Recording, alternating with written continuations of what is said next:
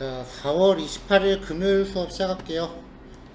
오늘은 이제 첫 번째 내용으로 CSS로 줄 수 있는 기타 다른 효과들에 대해서 이야기를 할 거예요.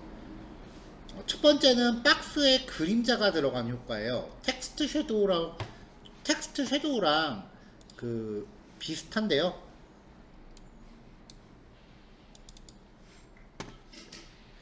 네, 여기 박스들 보면은 지금 얘는 요 방향으로 지금 그림자가 생겨 있죠. 그리고 그 박스 아래쪽에 깔려 있는 것처럼 해서 이제 박스가 좀 위로 솟아오른 것처럼 보이고요. 그다음에 두 번째 박스 같은 경우는 그림자가 밖에서 안으로 지금 생기고 있죠.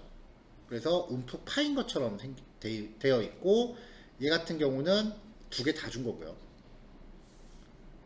그리고 모서리가 지금 살짝 둥그스름하게 들어가 있죠. 네, 이런 효과들입니다. 자, 박스 그림자, 박스 섀도우라고 하는 효과인데요. 기본적으로 X 오프셋, Y 오프셋, 블러 라디우스, 칼라. 이거는 텍스트 섀도우랑 똑같아요. X 오프셋은 X축 그림자 거리, Y 오프셋은 Y축 그림자 거리. 그리고 블러 라디우스는 번짐 정도, 그림자 색깔. 마이너스 값을 주면 반대로 움직이겠죠. 그래서 div 태그가 있을 때 X축에 플러스 값을 주면은 그림자가 이렇게 밑으로 이렇게 들어가고요. 그리고 Y축에 플러스 값을 주면은 그림자가 또 밑으로 이렇게 생기는 거예요. 자, 이렇게 해서 효과를 주는데, 인셋이 없을 경우, 인셋이라고 하는 키워드가 없으면 플러스 값인 경우 X 오프셋이 플러스는 박스의 오른쪽에 생기고요. Y 오프셋이 플러스 값이면 박스의 이렇게 아래쪽에 생겨요. 마이너스 값이면은 그림자가 이렇게 생기겠죠. 어찌됐건 인셋이라는 키워드가 없으면 그림자가 박스 뒤에 깔려 있는 것처럼 보여요.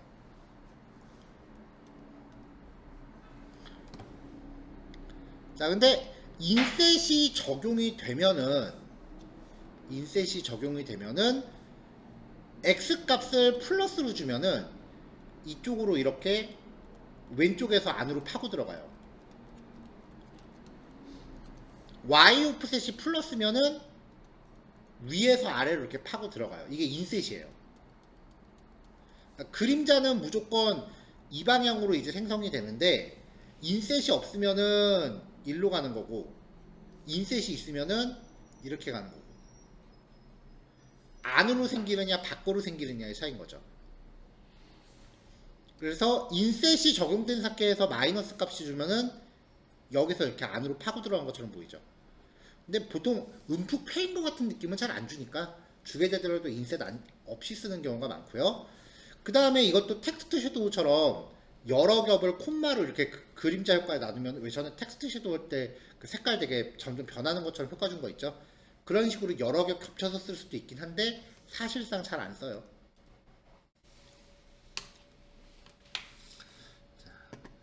보통 굳이 이제 적용을 한다라고 하면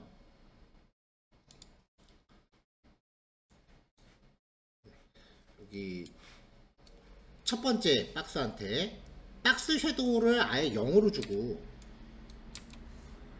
번짐 정도만 적당히 주면은,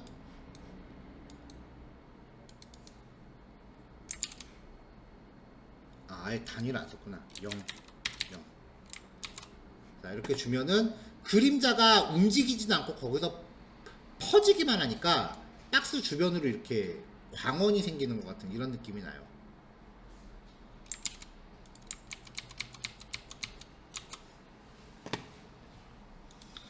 자, 그 다음에 모서리 둥근 효과. 4개의 값을 한 번에 설정하면은 이렇게 4개 모서리가 다 똑같이 적용이 되고요. 그 다음에 단일 값을 주면은 네 모서리 전부, 그리고 4개의 값을 주면은 왼쪽 상단부터 시계 방향으로 돌아요.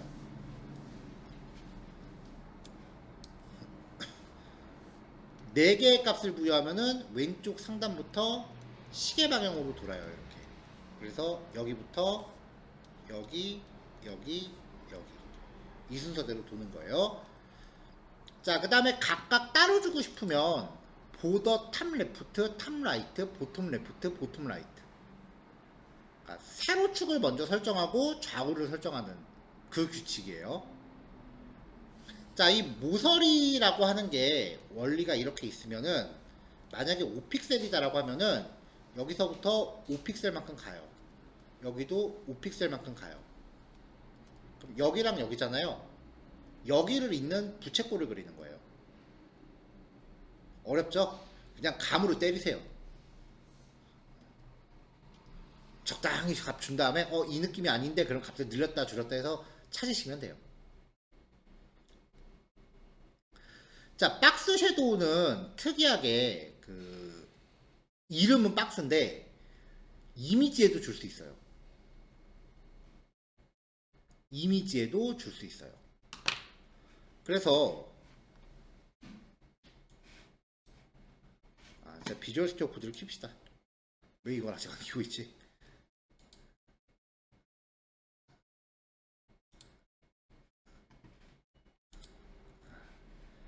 기어이 오늘 자바에서 재교출했어.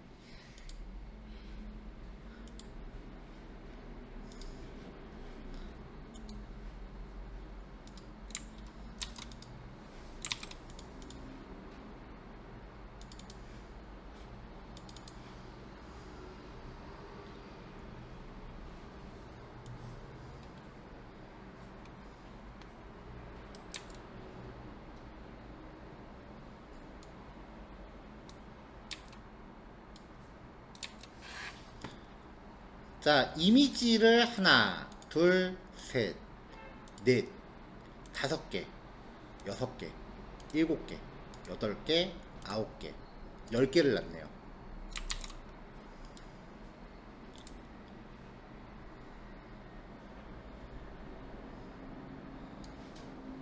자, 기본 이미지예요.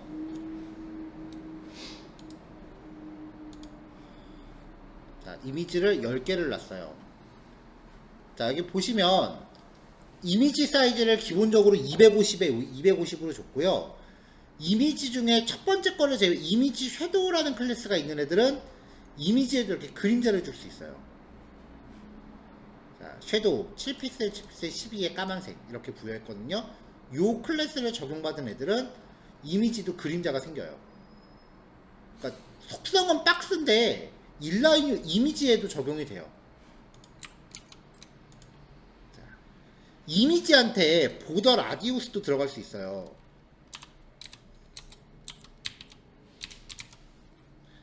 자, 가로 세로가 250픽셀입니다. 그러면은 여기 둥근 이미지라고 봤을 때 요게 250이에요. 100씩 접어들면은 100, 100. 그럼 거의 가운데 50만 남는 거죠. 거의 이렇게. 아예 보더 라디우스를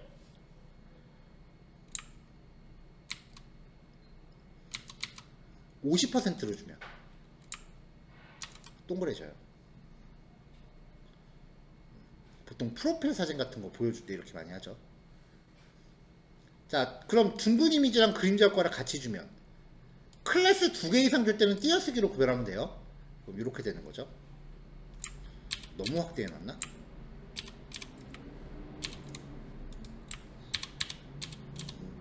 네, 이게 원래예요.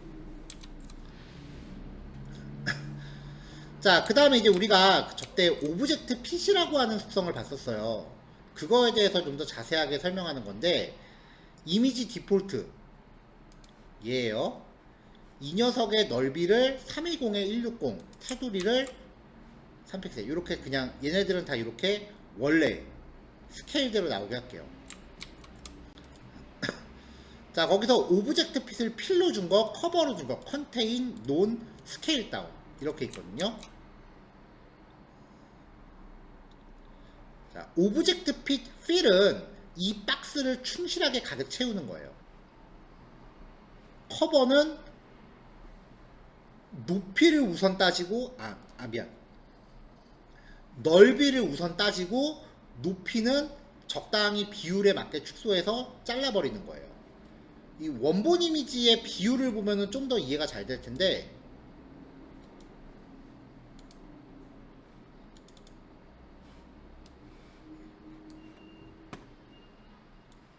원본 이미지가 이렇게 생겼어요. 비율이 지금 이 정도 비율인데 얘 보면은 얘는 세로가 좀 더 짧죠. 그러니까 이미지를 아래로 좀 찌그러뜨려 놓은 상태예요. 그러니까 가로 넓이를 우선으로 맞추면은 비율이 지금 이쪽 이 세로가 더 길잖아요. 그러니까 위로 좀 잘릴 수밖에 없겠지. 컨테이는 이제 높이 우선으로 맞추고 넓이는 거기에 맞게 줄여라. 근데 만약에 넓이가 많이 남으면 이것도 잘라요. 자, 오브젝트 핏 논 원본 크기 그대로 보여라.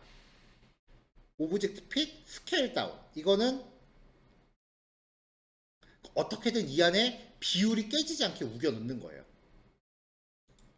그래서 오브젝트 핏 습성을 쓸 때는 커버를 쓸 때가 제일 많습니다.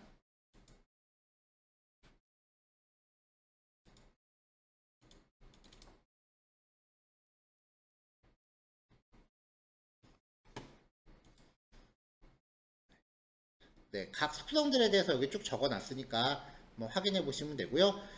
비디오도 똑같이 줄 수 있어요. 오브젝트 핏은요. 자, 그 다음에 투명도. HTML 태그한테 오퍼시티라는 속성을 주면은요, 태그를 통째로 투명하게 만들 수 있어요. 0은 완전 투명, 1은 불투명, 0.5는 반투명이에요. 그래서 오퍼시티. 자, 여기에 좀 준 건데요. 자, 이미지한테 img 태그한테 오퍼시티 0.5로 줬어요. 그리고 이 img한테 마우스가 올라가면은 오퍼시티를 1로 바꿔요. 그럼 반투명에서 완전 불투명이 되는 거죠. 이렇게 만들었다가 이렇게. 근데 여기에 이제 그 다음에 트랜지션이라는 속성을 소개할 텐데, 트랜지션을 넣으면은 이렇게 스르륵 이렇게 되는 거죠.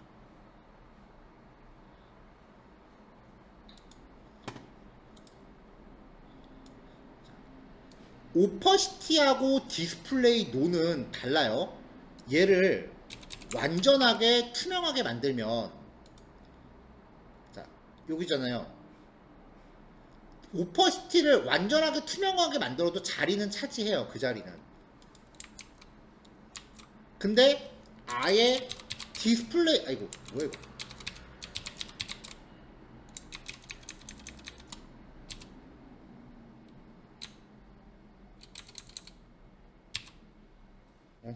왜 이래.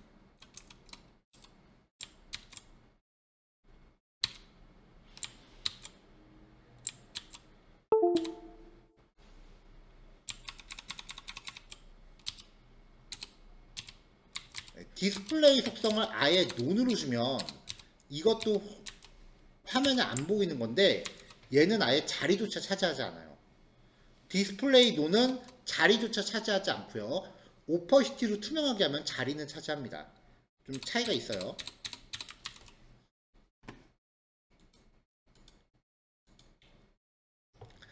자, 그 다음은 이제 트랜스폼이라고 하는 속성인데요. 요소를 바꾸는 거예요. 포토샵에 보면은 트랜스폼이라는 툴이 도구가 있거든요. 그거랑 기능이 똑같아요. 그래서 기능들이 이렇게 쭈르륵 있는데, 아마 스케일 말고는 거의 쓸 일이 없을 겁니다. 그래서 보면 이제 이렇게 좀 준 건데, 이거는 속성을 뭐 따로 공부하시진 말고요. 자, CSS3 도구 소개해 준 거 있었죠? 여기 보면은 박스 모델 탭 안에 트랜스폼이라고 있어요. 여기서 이렇게 왔다 갔다 하시면은 애들이 이렇게 모양이 바뀌어요. 이걸 사용해서 이제 효과를 가늠하시면 될 텐데, 이게 잘 쓰면은 되게 좋은데 잘못 쓰면은 엄청 촌스럽기 때문에 웬만하면 안 건드리길 권해요. 스케일 X는 가로축 확대, 스케일 Y는 세로축 확대인데요.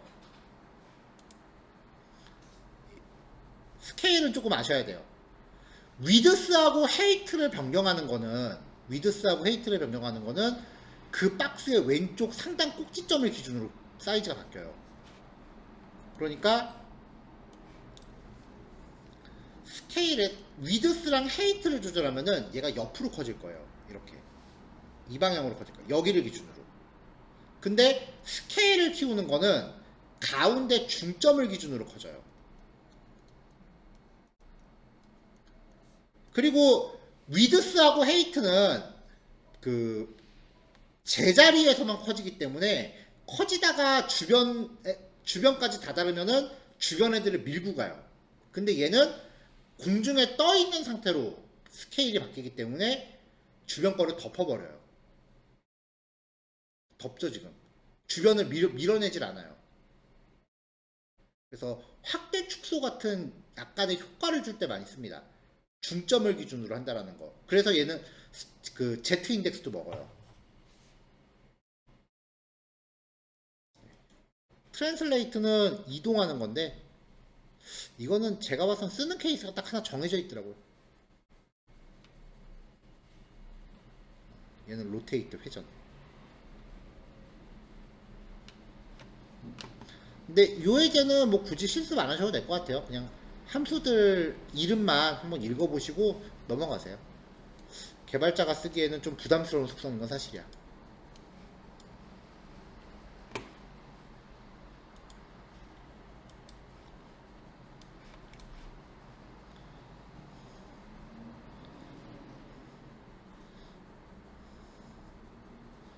자, 트랜지션. 트랜지션은 이거는 몇 번 이미 보여드렸죠. CSS의 프로퍼티 값이 변화할 때 보통 before가 있고 after로 어떤 CSS가 바뀌는데 after 같은 경우는 호버 가상 클래스로 작용하는 경우가 많아요. 마우스 올라갔을 때 어떻게 바뀌어라. 이렇게 할 때 값의 변화가 일정 시간에 걸쳐서 일어나게 하는 거예요. 그래서 트랜지션 한 다음에 속성 이름, 변경하고자 하는 속성 이름을 지정하면은 그 속성에 대해서만 작용하는데 특별히 적용 안 할 거면 all이라고 드시면 되고요. 시간. 1000분의 1초 단위를 의미하는 밀리세컨드 단위랑 1초 단위를 의미하는 세컨드 단위를 쓸 수 있어요. 300ms 혹은 0.3초. 둘 다 똑같은 표현이죠. 자, 리듬은 이 시간 동안 변화하는 데 걸리는 효과예요. 이거를 잘 다루면 애니메이션이 되게 세련돼지는데 이지 기본값 느리게 시작해서 점점 빨라졌다가 느려지면서 종료해요. 이렇게 되는 이런 느낌. 리니어는 계속 등속 운동. 이지는 느리게 가다가 점점 빨라지다가 어느 정도 다다르면 이제 그대로 계속 가는 거예요. 이지 아웃은 이렇게 쭉 가다가 점점 느려지면서 동작해요. 점점 느리게죠. 이지 인아웃은 느리게 시작해서 중간에 살짝 빨라졌다가 다시 느려져요. 그래서 대부분의 애니메이션에 가장 많이 쓰는 효과예요.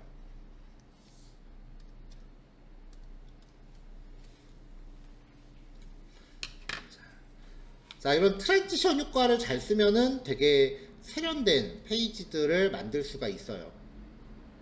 자, 일단 여기까지입니다. 그냥 가벼운 마음으로 쭉 보시면 되고요. 7단원 미디어 쿼리는 주제가 결코 가볍지 않을 겁니다.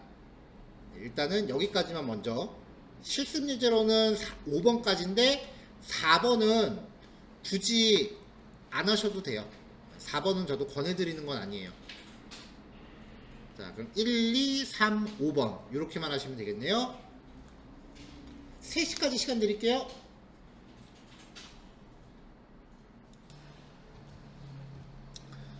자, 다음 내용은 반응형 웹이라고 하는 그 주제를 소개할 건데요. 사실 그 웹 개발자 백엔드 개발을 한다는 입장에서 이 미디어 쿼리가 이제 반응형 웹을 만들 때 쓰이는 기능인데, 이 미디어 쿼리라는 주제가 뭐 자바 개발자한테 그 중요한 주제는 아니에요. 퍼블리싱이나 프론트엔드를 만들 때는 이게 굉장히 중요한 주제인데, 우리는 전반적으로 그냥 CSS의 어떤 그 원리라던가 맥락 같은 것만 알자는 거지, 진짜 이거를 100% 다 구사하자는 취지는 아니니까요, 지금. CSS 같은 경우는 그러니까 우리가 다루고 있는 그 수업 주제들이 있을 때 크게 보면은 HTML, CSS, 자바스크립트, 자바, SQL, 스프링 크게 이렇게 6가지 서브젝트거든요. HTML은 100% 무사하셔야 돼요. HTML은 어느 분야를 막론하고 무조건 다 해야 돼요. CSS라고 하는 거는 프론트 개발, 아니, 백엔드 자바 개발자라고 하면은 한 50에서 60 정도만 이해하셔도 될 거라고 봐요. 자바는 당연히 100% 해야죠. SQL은 120%는 해야 돼요. 스프링은 목표는 100%이지만 수업에서는 100% 다 이해 안 될 거예요. 70에서 80% 정도만 목표로 삼으셔도 될 거예요.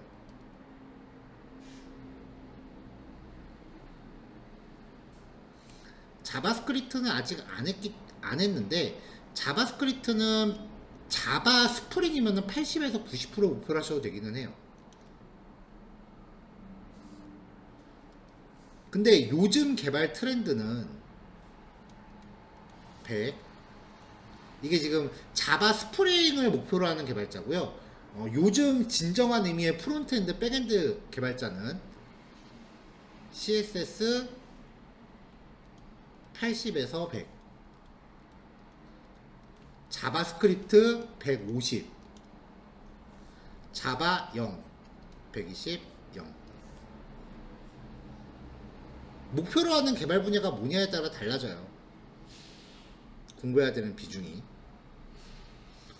그러니까 지금 흰색으로 쓴 거는 자바 스프링, 초록색으로 쓴 거는 자바스크립트 기반의 프론트, 그 다음에 백엔드. 프론트 개발이라고 하는 거는 리액트 JS 같은 거 얘기하는 거고요. 백엔드는 이제 노드 JS 같은 거 얘기하는 거예요. 원리는 다 똑같은데 이제 기술의 비중이 좀 달라요. 그래서 이게 요즘 유행이긴 한데, 왜 유행이냐면은 공부할 가지수가 줄어들거든요. 여러 개를 공부하는 것보단 그래도 하나를 진득하게 파는 게 더 낫다라는 게 요즘 추세예요.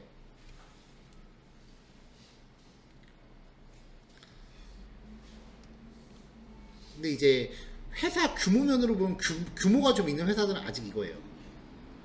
이거는 주로 스타트업이죠. 규모가 좀 작은 회사들. 근데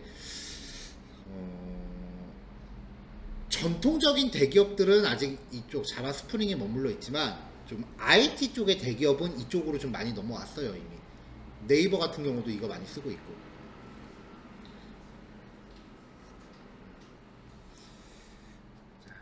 일단은 뭐 그런 의미에서 이제 CSS는 요 정도만 습득하셔도 뭐 큰 지장은 없을 텐데, 그래서 지금 이야기하려는 반응형 웹이라는 주제는요, 그냥 저런 거구나라고 개념만 이해하시고 특별히 구사하려고 노력하지 마세요.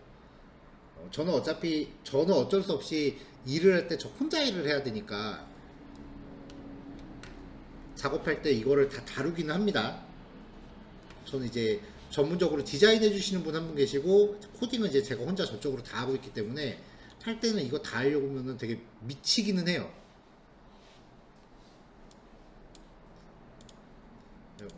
어제 살짝 보여드렸었는데, 어제 집에 가서 또 작업을 또 했거든.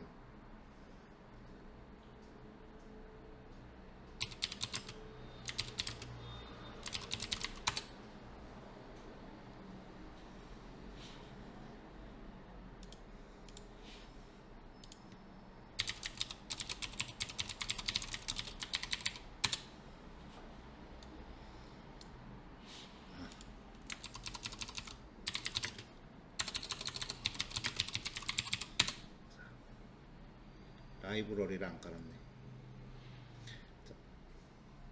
반응형 앱이라는 게 뭔지를 이제 가장 확실하게 보여드릴 수 있는 부분이라서 지금 켜고 있어요. 그러니까 반응형 앱이라고 하는 거는 브라우저 넓이에 따라 웹페이지가 변신하는 거예요. 어제 잠깐 보여드렸었는데,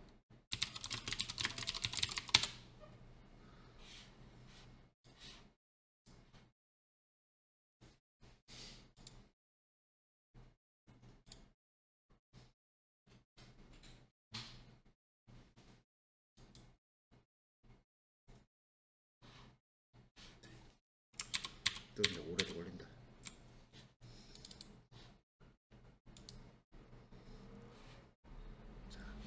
자, 이렇게 생긴 웹페이지인데 이제 모바일 사이즈로 접어들면은 일단 가운데 글자 크기랑 메뉴바를 잘 보세요. 글자 크기가 작아졌죠. 이렇게 화면 폭에 따라서 이렇게 변신하는 애들이에요. 이거 지금 모바일로 접속했을 때를 가정하고 지금 요만한 넓이 폭으로 작업을 한 거죠.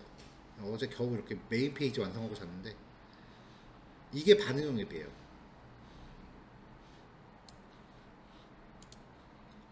그러면은 CSS는 어떻게 되느냐? 미디어 퀄이라는 게 있어요. 그러니까 CSS로 치면은 이프문 같은 거예요. CSS가 적용될 해상도 구간을 지정해서 구간별로 CSS를 다르게 적용하는 거예요. 자, 골뱅이 미디어 스크린인데 민 위드스 최소 넓이. 그러면은 이렇게 지정을 하면은 이제 어떻게 되느냐? 최소 넓이를 내가 만약에 500으로 정했다. 최소잖아요. 무한대부터 500까지는 이게 적용되는 거예요. 500보다 해상도가 더 작아지면은 적용이 안 되는 거예요. 맥스 위드스 최대 넓이 500이라고 하면은 가로 해상도 0부터 최대 500까지는 이게 적용되는 거고, 해상도가 브라우저의 넓이가 500을 벗어나면은 얘가 적용이 안 되는 거예요. 이거를 잘 조합해서 구간별로 CSS를 따르자는 거예요. 특정 구간을 지정하고 싶다라고 하면 민 위드스 앤드 맥스 위드스 이렇게 구간 설정이 되죠. 자, 이거라서 이제 그 하나의 웹페이지가 해상도 구간에 따라 다른 레이아웃으로 구성되도록 한 웹페이지를 반응형 웹 혹은 리스폰시브 웹이라고 하는데, 이거를 이제 개념이 등장한 이후에는 저마다 중구난방으로 해상도 구간을 정했는데, 이제 나중에 좀 교통정리가 되면서 해상도 구간을 이렇게 정하는 게 가장 대다수의 디바이스를 커버할 수 있는 거다라고 정립이 됐어요. 첫 번째는 최소 해상도 중심이에요. 자, 일단은 CSS 기본 코드를 넣어요. 기본 코드를 넣으면은 얘는 이제 0부터 무한대까지 적용이 되는 게 기본인데, 갑자기 민 위드스라고 해서 얘를 딱 넣었다. 그러면은 여기부터 무한대까지는 요게 적용되고, 기본부터 여기까지 0부터 여기까지는 기본 코드가 적용되는 거죠. 그러니까 기본 코드는 해상도가 작을수록 지정이 되는 거예요. 자, 576 768 992 1200 1400 이거죠. 자, 기본 코드는 일단 기본적으로 이 전 구간을 다 만들려고 전 구간을 다 적용하려고 하겠죠. 그 다음에 요 미디어 쿼리를 작성해서 여기 코드가 작성되면은 최소잖아요. 567부터 무제한까지가 이 코드가 적용이 돼요. 그럼 이제 기본 코드의 범위가 줄어들겠죠. 그 다음에 여기 요 구간을 또 만들어. 그러면은 요만큼이 적용되는 거고, 또 992를 만들면은 992부터 무제한, 1200을 하면 1200부터 무제한, 1400이라고 하면은 1400부터 무제한.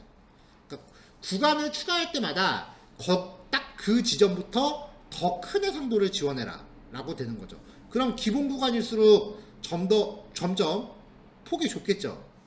이런 방식을 모바일 퍼스트라고 해요.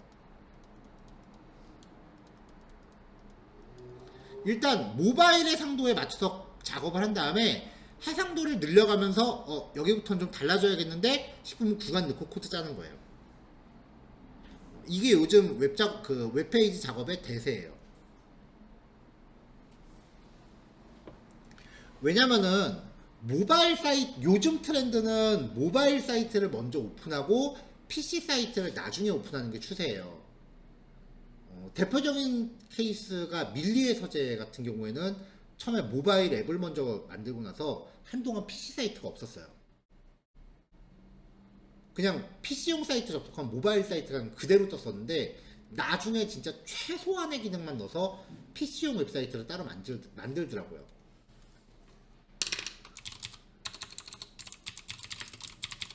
카카오 페이지 같은 경우도 PC 사이트가 없을 거예요 아마. 그렇죠. 모바일 사이트가 그냥 나와요. 이게 PC 사이트라고 보기 힘들죠. 그냥 처음부터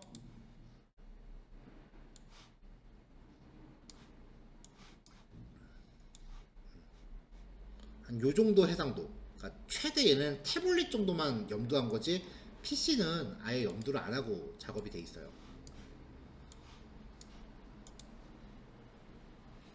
자, 얘는 최대 해상도 중심. 맥스 값을 잡는 거예요. 자, 576, 768, 992, 1200, 1400 이렇게 잡아서 기본 코드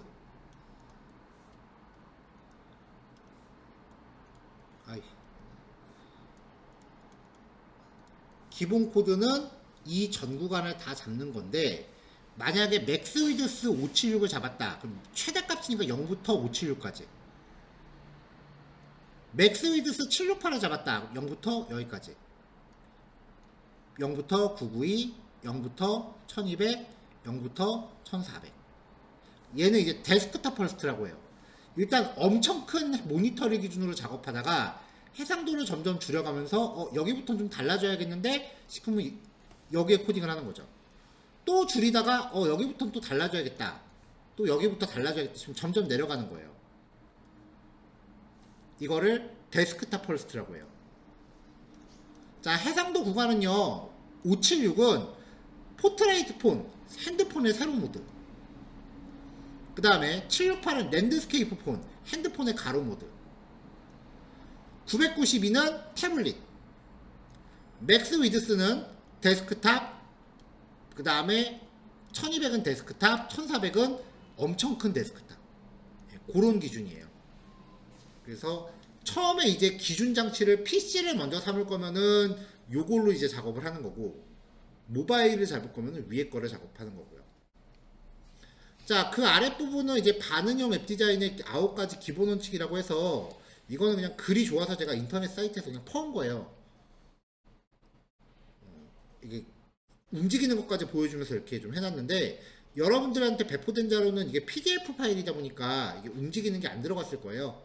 그러니까 요거는 여기 링크 있으니까 원문을 접속하셔서 내용을 좀 쭉 관심 있으신 분들은 읽어보시면 될 거예요.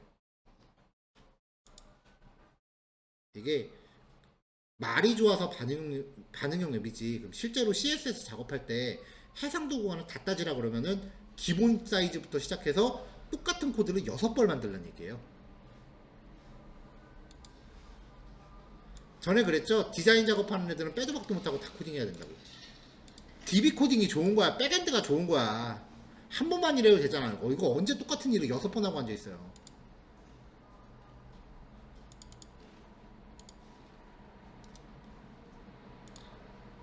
자, 예제는 이렇게 잡혀 있고요. 자, 이렇게 3단 구성인데 해상도가 줄어들면은 이렇게 돼요. 거의 반응형 웹의 기본은요. 태블릿까지는 크게 안 지켜도 돼요. 그러면은 데스크탑일 때 가로로 배치했던 애들이 모바일로 가면 그냥 세로 일렬로 늘어서는 거예요. 그때 대체로 시계 방향으로 돌아요.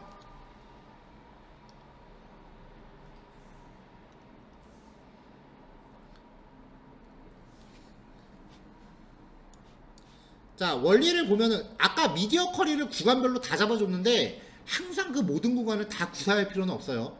나한테 필요한 구간만 선정하면 돼요. 자, 플로트 썼습니다. 박스 사이징 보더 박스 하면은 패딩하고 보더 테두리가 안쪽으로 먹고 들어간다 그랬죠? 자, 위드스 20. 원래 20%의 패딩 20을 주면은 실제 사이즈는 20% 초과잖아요.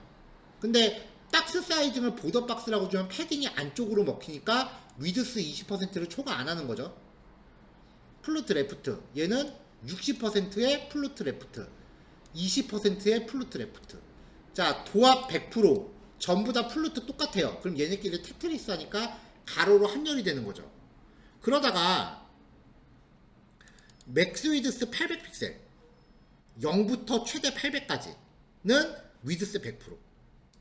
그러면 800픽셀 이상에서는 800픽셀을 넘어가는 해상도에서는 위드스가 다 이렇게 제각각 설정이 되다가 0부터 800픽셀 사이의 구간으로 접어들면은 박스 하나는 넓이가 100%가 된다고요. 800픽셀 이상에서는 20, 60, 20 이렇게 있다가 800픽셀보다 작아지면은 그때는 얘네가 넓이가 100%가 돼. 그럼 이렇게 한 줄로 계속 있을 수 있을까? 아니죠. 넓이가 100%니까 세로로 가는 거지. 이게 반응형 앱의 가장 기본이에요.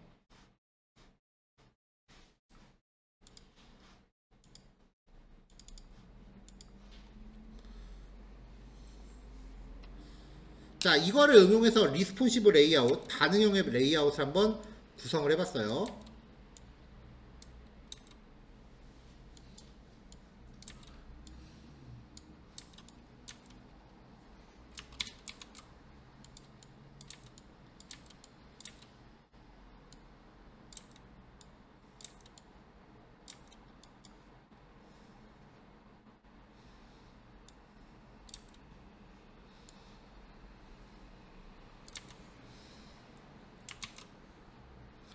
자, 상단 영역이 있고 그 다음에 가운데 영역, 하단 영역이 있습니다. 각각의 영역에는 배경 색깔하고 여백 좀 적당히 넣어놨어요. 원래 이렇게 하드 코딩으로 이렇게 되면 안 되는 건데 그냥 요예전 이렇게 넣어놨어요 그냥. 자, 그 다음에 여기에도 이제 혹시 삐져나면 스크롤 처리하라 그랬고, 가운데 영역은 다시 사이드바. 자, 기본적으로 3단이죠. 상단, 가운데, 하단. 이렇게 3단으로 나누고, 가운데 영역을 왼쪽 메뉴, 가운데 내용, 오른쪽 영역. 이렇게 3단으로 또 나눈 거예요. 근데 아직은 별다른 스타일리스트가 없고, 전부 DIV만 있으니까, 세로로 그냥 쪼르륵 부여가 되겠죠. 자, 여기 상단 영역은 지금 배경 색깔이랑 여백 잡아줬으니까 이렇게 나오고, 하단 영역도 적당히 여백이랑 배경 색깔 줬으니까 하단 영역도 이렇게 카피라이트 나오고 있고요. 자, 메뉴 영역에 아직 뭐 안 들어갔고, 메뉴에 있는 A 태그한테 배경 색깔을 옅은 회색으로 줬고요. 요 오른쪽 영역도 배경 색깔을 일단 줘놨어요. 자, 링크에 테두리 배경 들어갔고 돼 있죠. 자, 메뉴 영역은 플루트 레프트를 줬고요. 넓이를 20%를 줬습니다. 가운데 정렬 시키고요. 자, 메뉴 영역이 뭐냐면은 요 div 태그예요. 지금 이 div, 가운데 있는 div 영역이 이만큼이 잡혀 있는 건데, 여기서 위쪽에 있었던 요 링크 4개 있죠. 얘를 플루트 레프트로 줬어. 넓이를 20% 주고. 그럼 넓이 20%에서 왼쪽에 고정이 될 거 아니에요, 이렇게. 자, 이렇게 부여했으니까 밑에 있는 애들이 끌려 올라오기 시작을 해요. 왜냐면은 지금 요만큼의 플루트 레프트가 부여가 됐으니까, 플루트 레프트의 넓이 20%로 잡혔으니까 다른 애들이 이제 옆으로 이제 흘러 올라오기 시작을 해요. 자, A 태그들은 여백 8픽셀, 그리고 여백 8픽셀이니까 8픽셀 여백이 있었죠. 근데 전체 넓이가 지금 20%로 제한되어 있으니까 지들끼리 여기서 지금 공간이 비좁아서 이래요. 자, 마진 탑 위에서 7픽셀 정도 부여했는데 아직 A 태그 인라인 요소죠. 그러니까 위아래 마진 안 먹습니다. 자, 디스플레이 블록 줘요. 그럼 지들끼리 박스가 되니까 이제 세로 일렬로 배치되겠죠. 그럼 이제 이렇게 되는 거고, 위드스 100% 하면은 한쪽 가득 채우겠죠. 이 div 영역 안에서 a 태그한테 디스플레이 블록을 줘서 문단화시키고 가로 넓이를 100% 해라 라고 했으니까 가득 채우겠죠. 자, 글자 색깔 까만색. 자, 그 다음에 메인 영역. 여기도 플루트 레프트 줬어요. 그러면은 메인 영역이 이렇게 착 붙어서 옆으로 끌려 올라올 거고, 넓이를 60%만 줬어요. 그러면은 메인 영역의 넓이가 60%로 제한될 거고, 아까 밑에 버티고 있었던 어바웃 영역은 빈 공간으로 끌려오겠죠. 자, 여백으로 좀 다 잡아주고, 라이트 영역도 마찬가지로 플루트 레프트 줬어요. 얘는 넓이 20%. 그러면 빈 공간에 숫자 들어가겠죠. 자, 이렇게 해서 이제 가운데 영역을 3단으로 나눠놨어요. 여기까지는 우리가 전에 플루트 하면서 했었던 레이아웃 예제랑 비슷해요. 자, 여기다가 이제 여백 조금 줘서 공간을 좀 잡아주고, 미디어 커리를 걸어서 0부터 최대 620까지는 넓이를 전부 100%로 해라. 자, 여기가 20, 여기가 60, 여기가 20이었던 애들이 각각 넓이를 100%로 차지해라 라고 하면은 지 혼자 한두로 다 차지할 거 아니에요. 그럼 얘네는 더 이상 가로 배치가 아니라 세로 배치로 이렇게 나와야 된다는 거죠.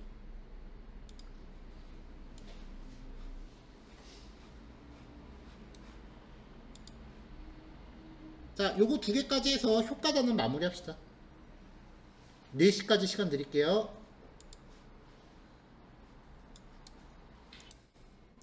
자, 플렉스에 대해서 이야기를 해볼게요. 요거는 이제 비교적 최신 속성이고요. 저도 다른 사이트에 있는 내용을 좀 정리를 해온 거예요. 자료가 안 나갔다고? 다른 반 독방에 넣었구나.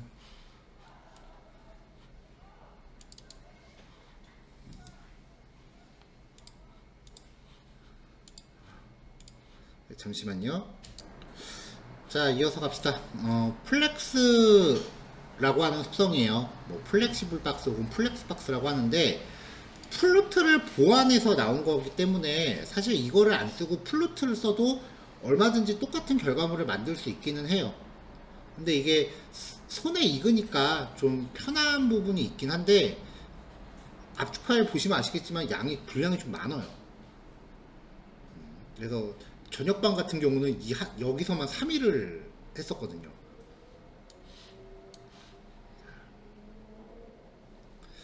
자, 개념이 이제 그 메인 축하고 교차 축 이렇게 나눠지는데, 이제 우리가 박스라는 거를 만들면 부모 박스가 있고 그 안에 자식 박스가 있으면 자식 박스들이 이 안에 이렇게 세로로 나열되잖아요. 이렇게요. 근데 부모한테 디스플레이 속성을 플렉스로 주면은 이 세로축으로 나열된다라는 이게 메인 축인데, 메인 축이 바뀌어요. 옆으로. 그래서 박스들이 이렇게 나열돼요. 이게 기본이에요. 이때 여기를 메인 축이라고 하고 여기를 교차 축이라고 하는데, 뭐 이런 복잡한 용어 같은 경우는 뭐 무시하셔도 되고요. 그 다음에 이 안에 들어있는 이 하위 자식 요소들을 이제 플렉스 아이템이라고 불러요. 그러니까 박스가 세로축으로 나열되다가 갑자기 옆으로 누워버린다 라고 지정하시면 되고요. 부모한테 적용되는 속성이 이제 플렉스하고 인라인 플렉스 두 개예요. 플루트하고의 차이는, 플루트는 이제 배치를 하기 시작하면은 이런 식으로 테트리스처럼 배치가 되는데, 플렉스는 그러니까 똑같이 배치가 돼요. 물론 이것도 플루트처럼 조절할 수 있긴 하지만 오히려 이렇게 쓰는 케이스가 더 많아요. 자, 뭐 특성들은 굳이 읽어보실 필요는 없을 것 같고요. 부모한테 디스플레이 플렉스를 주면은 부모 요소는 옆으로 가득 차고 안에서 자식들이 이렇게 그 가로로 배치가 되고요. 부모한테 인라인 플렉스를 주면은 자식들 넓이만큼 이렇게 가로로 배치가 돼요. 이 상황에서부터 이제 파생되는 디스플레이 플렉스가 적용되어 있다는 전제 하에 플러스 알파로 쓸 수 있는 속성들이 계속 파생이 돼요.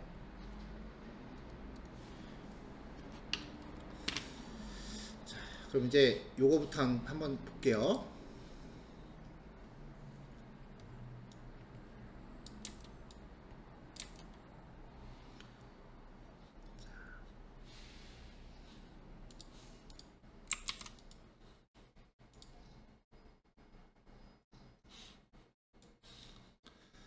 자, 이게 정상적인 div 태그를 나열한 형태예요.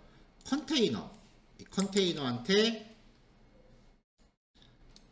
바깥에 있는 게 컨테이너예요. 파란색 점선이요. 박스 사이징 보더 박스 주고 테두리, 여백, 높이 이렇게 적당히 부여했어요. 패딩을 줬으니까 안쪽으로 여백이 좀 생겨 있는 상태죠. 그리고 아이템들은 테두리를 2픽셀씩 주고 여백 좀 주고 마진 줘서 간격 좀 띄워놓은 거예요. 안 그러면 너무 바짝 붙으니까. 넓이를 전부 300으로 측정했어요. 현재 부모한테 이 파란색 선에는 넓이가 주석으로 막혀 있기 때문에 옆으로 가득 차 있는 상태입니다. 자, 여기서 컨테이너 1한테 디스플레이 플렉스를 주면은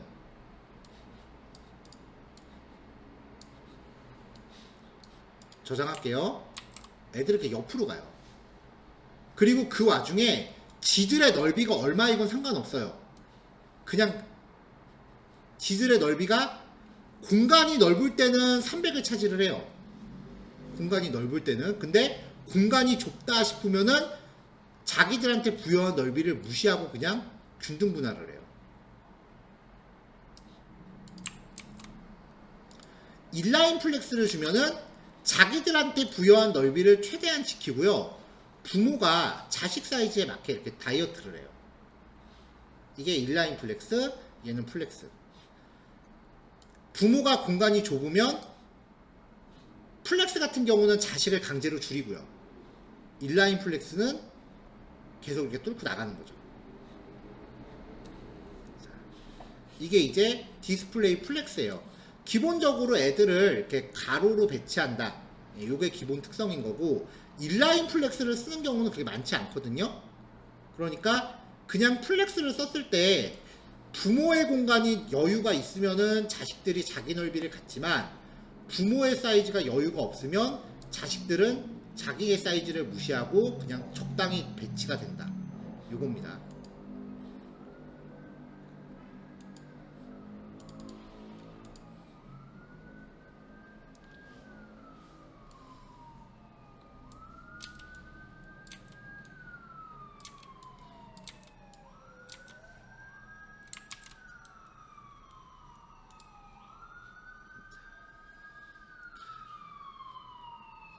자, 부모한테 이렇게 아까랑 똑같은 조건을 부여하고요. 부모의 넓이를 800으로 뒀어요. 그 다음에 디스플레이 플렉스 조세가 가로로 배치되겠죠? 자식 요소들은 특별히 넓이를 받진 않았어요. 그러니까 내용만큼 이렇게 공간을 차지하는 거죠. 플렉스가 적용된 박스 안에 있는 애들은 자기들의 기본 특성이 가로, 세로가 바뀌어요. 원래 박스의 기본 특성이 옆으로는 가득 채우고 높이는 내용만큼이었잖아요. 근데 플렉스 안으로 들어가면은 위아래로는 가득 채우고 옆으로는 내용만큼으로 바뀌어요.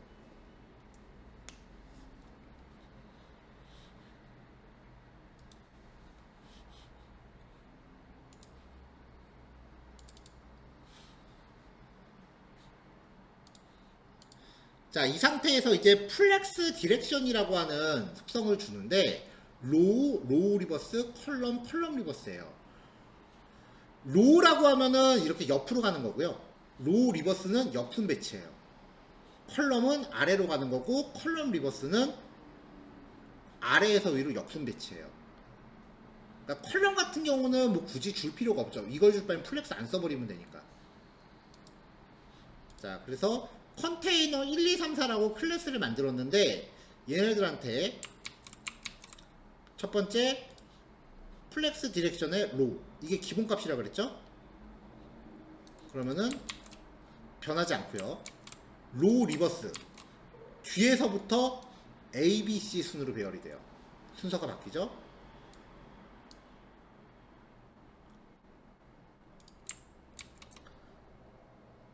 자, 그 다음에 플렉스 디렉션 컬럼, 이렇게 하면은 위에서 아래로 이렇게 배치가 되고요. 플렉스 디렉션 컬럼 리버스라고 하면은 밑에서 ABC 이 순서가 되는 거죠.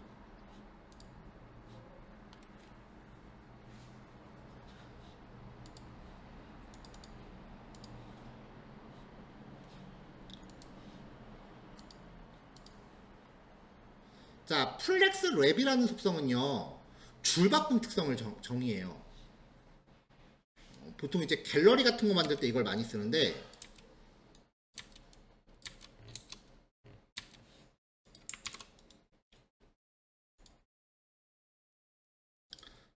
자, 부목 사이즈가 800이고요. 플렉스 좋습니다. 그리고 안에 자식의 넓이가 300이에요. 그러면은 플렉스를 주면은 옆으로 배치되는데 지금 아이템이 ABC 3개잖아요. 그럼 넓이가 최소 900이죠. 근데 부모가 800밖에 안 되잖아. 그럼 자기들끼리 그 균등 분할해서 나눠 갖는다 그랬어요. 그래서 현재 이 상태예요. 정상적이었으면은 최소 900이니까 삐져나가야 되는데 안 삐져나가고 있다고요. 자, 첫 번째 박스, 얘가 컨테이너 1이에요. 얘한테는 플렉스 랩을 노 랩으로 줍니다. 기본 특성이 노 랩이에요. 줄바꿈 안 하고 이렇게 찌그러지는 거. 두 번째 거는 플렉스 랩으로 줘요. 그러면은 자식들의 넓이가 부모를 벗어날 것 같으면 줄바꿈을 해버려요. 이렇게. 대신에 부모 높이를 벗어나진 않죠. 자, 얘네들한테 높이가 자식한테 높이가 똑같이 300이라고 부여가 됐다라고 하면은 부모 높이가 이렇게 200으로 측정되어 있으니까 삐져나가 버립니다. 이때는 부모 높이를 빼버리면은 부모가 늘어나겠죠. 위드스 8는 고정 사이즈라 그랬어요.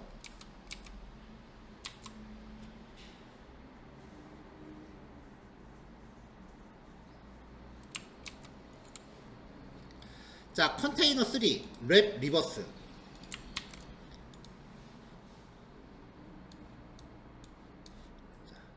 줄바꿈을 하는데 위로 올려요. 밑으로 내리는 게 아니라.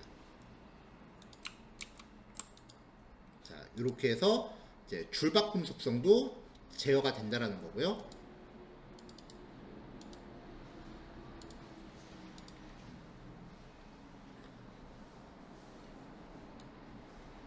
플렉스 플로우는 플렉스 오타네요. 플렉스 디렉션하고 플렉스 랩을 일괄 지정하는 속성이에요. 그러니까 한 칸씩 띄어서 줄바꿈 속성과 그 정렬 방향과 줄바꿈 속성을 한 칸 떼고 명시하는 속성이에요. 그러니까 얘는 뭐 별거 아니고. 자, 이렇게 들어간 건데,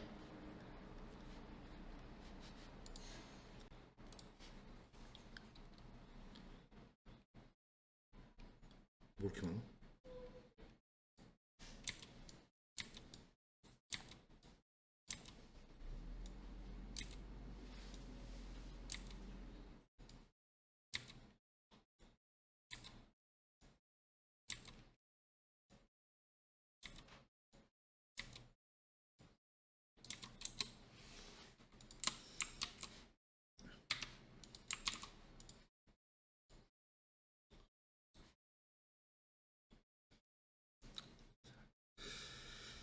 부모한테 다시 플렉스 주고요. 높이 300, 넓이 600. 그 다음에 자식들은 200씩 부여했어요.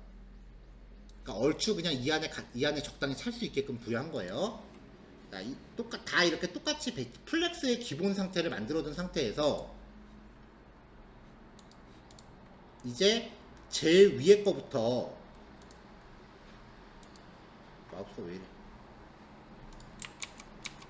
자, 얘가 컨테이너 1이에요. 자, 정렬 방향은 로, 그리고 줄바꿈 없이. 로라고 하는 거는 얘네들로 하여금 행을 구성하라는 거니까 지금 상태에서 바뀌는 게 없을 거예요. 자, 두 번째는 로 리버스에 줄바꿈 없이. 배치가 역순으로 바뀌겠죠? A, B, C. 자, 컬럼은 밑으로 내리라는 거죠. 그리고 줄바꿈 없이. 근데 밑으로 내리는 와중에 줄바꿈이 뭔 소용이겠어요, 그죠?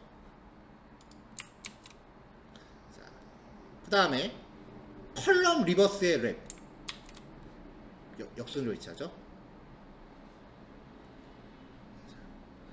자, 컬럼으로 구성될 때 랩하고 노 랩에 대해서 조금 더 볼게요. 컬럼의 노랩인 경우, 자, 자식이 이렇게 많다. 그러면 이렇게 되죠. 근데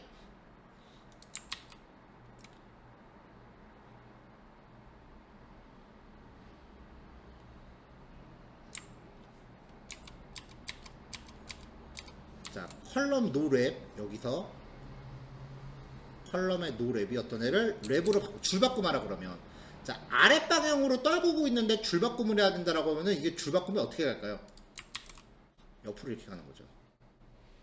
가로와 세로의 특성이 완전히 바뀌는 거예요. 그래서 이게 처음에 되게 헷갈려요.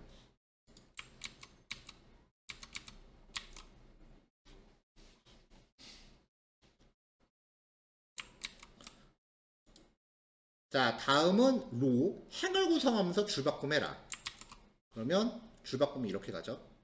아, 이건 아까도 나왔던 거예요. 지금 부모의 높이가 픽스가 돼 있기 때문에 자식애들의 높이가 이렇게 무시되고 리사이즈 되는 건데, 만약에 부모 높이가 정해지지 않았다라면은 자식들은 자기들의 높이를 지키면서 부모가 커질 거예요.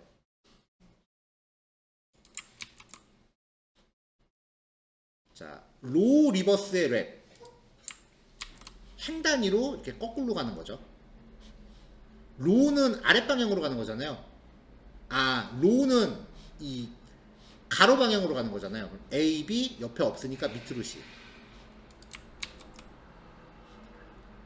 자, 컬럼 랩입니다. 자, 컬럼은 아랫방향으로 열을 만들면서 줄바꿈 하는 거.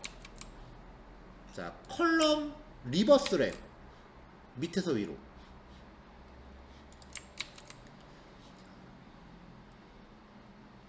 자, 그 다음에 로우 랩 리버스. 자, 로우니까 옆을 구성하면서 줄바꿈 할 때는 위로 올려라. 랩이라는 게 줄바꿈이에요. 줄바꿈을 거꾸로 해라.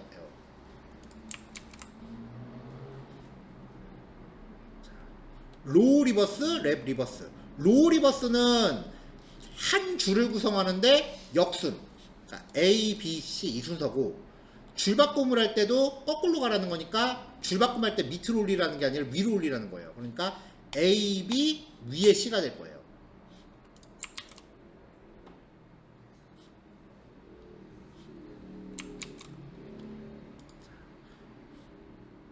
자, 컬럼, 랩, 리버스. 컬럼이라는 거는 열을 구성하는 거고, 줄바꿈 할 때는 아까 위로 이렇게 지그재그 방향으로 올라가는 거 봤죠? 근데 역순으로 하는 거니까 끝에까지 왔다. 위로 올라가는 게 아니라 왼쪽으로 가는 거예요. 자, 이렇게 가다가 내용이 많아지면은 일로 가는 거죠. 자, 마지막 컬럼 리버스의 랩 리버스. 자, 이렇게 가다가 다 차면은 또 이렇게 줄바꿈하는 거죠.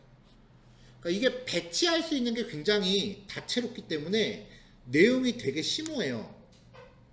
근데 확실히 익혀두고 나면 작업할 때 되게 편해요.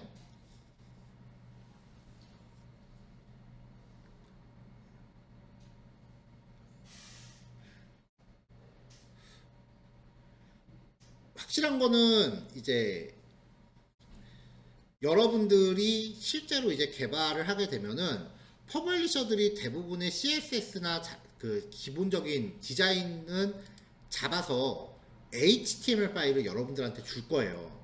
그럼 여러분들은 이 파일을 확장자를 JSP로 바꿔서 그 위에 페이지 지시자 넣고 MVC에서 쓰겠죠.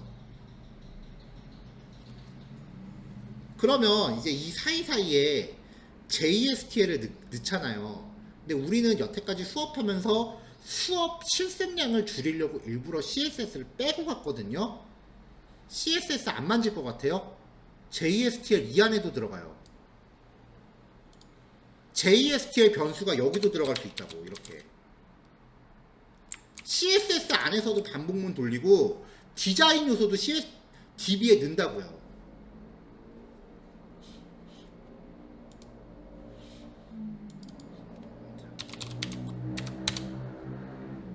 하나 보여드릴게요. 웹사이트를 이렇게 만들게 되면은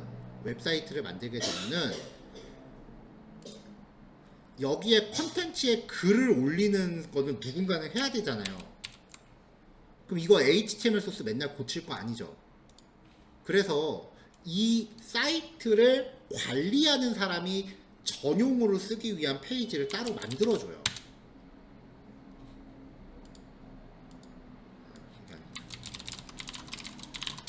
이게 이제 일명 관리자 사이트라고 불리는 거예요.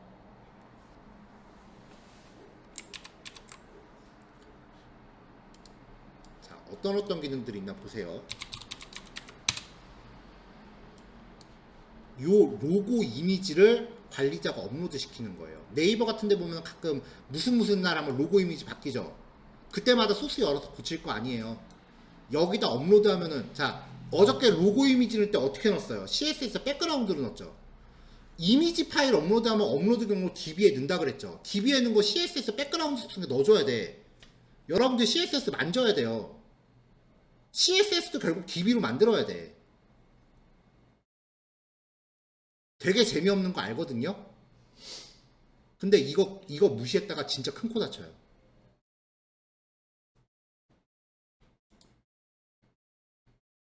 푸터 로고 이런 거 다 넣어줘야 되고요.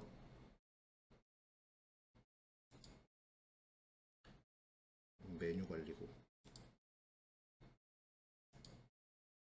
비디오 태그 관리하려고 넣은 거고.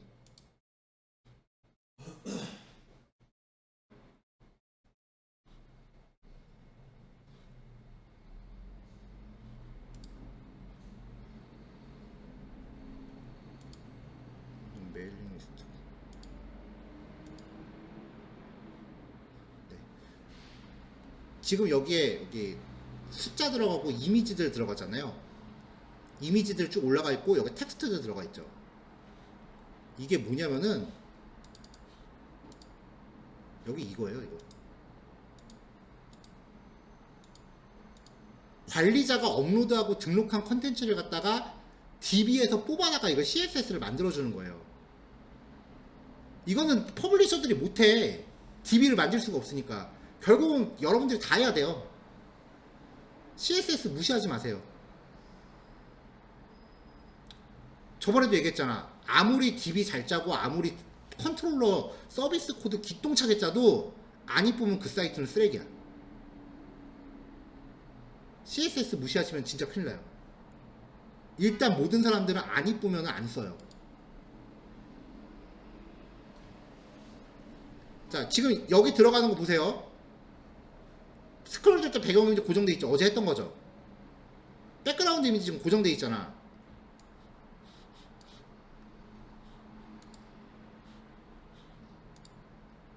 이거 업로드한 거예요. 업로드하고 텍스트 여기서 써준 거거든. 그럼 이거 업로드한 거 DB에 넣고 DB에 있는 거 서비스로 받아서 컨트롤러가 뷰한테 던져주면 컨트롤러가 그걸 이제 CSS에 넣어주는 거예요. DB 연동 결과 출력하는 게 CSS에 출력하는 일이 은근히 많아. 속성값 모르면 DB 출력 어떻게 하려고.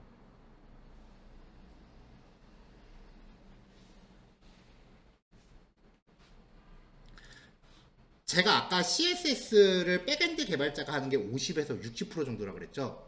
우리 수업량을 100으로 봤을 때 거기서 50에서 60이 아니라 제가 소개해드린 내용 자체가 50에서 60이에요. 이거 말고 더 있어.